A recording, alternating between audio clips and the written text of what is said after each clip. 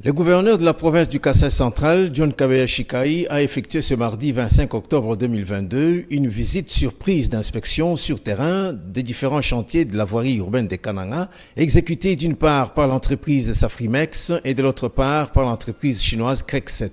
Les constats parlent de lui-même. Sur l'avenue Dibindi au quartier Kamilabi, le numéro 1 du Kasaï central a salué l'évolution des travaux exécutés par l'entreprise Safrimex qui avance rapidement à la grande satisfaction de tous, alors que c'est depuis seulement le 4 octobre dernier que cette entreprise a débuté les 10 travaux, évalués aujourd'hui à 95%. Selon Jimmy Kula, directeur provincial de l'OVD en tant que maître d'ouvrage, il ne reste que les travaux de chaînage et ceux de la chaussée qui vont bientôt terminer. Ils ont récupéré une partie de la chaussée, là où il y avait l'érosion, en rechargeant. Maintenant, ils vont finaliser les chaînages, les raidisseurs.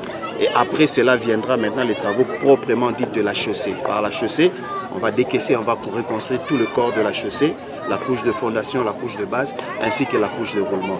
Revenant sur l'avenue Dr Etienne Tshisekedi ex-Makar au centre-ville de Kananga, l'autorité provinciale n'a pas manqué de marquer sa désapprobation suite à la lenteur des travaux exécutés par Crekset, lesquels ont bloqué et perturbé la circulation et les activités commerciales. Des travaux qui se font à compte-gouttes alors que le ciel est des temps pluvieux, ce qui est un danger permanent. Sur place et sans détour, le chef de chantier Crekset a avoué devant l'exécutif provincial que son entreprise est en rupture considérable de stock de ciment, ce qui tarde la bonne évolution des travaux depuis un moment. Il s'y est de signaler que les bâtisses qui se trouvent le long de cette avenue sont exposées à l'écroulement en cas de pluie abondante, donc le danger reste entier et permanent.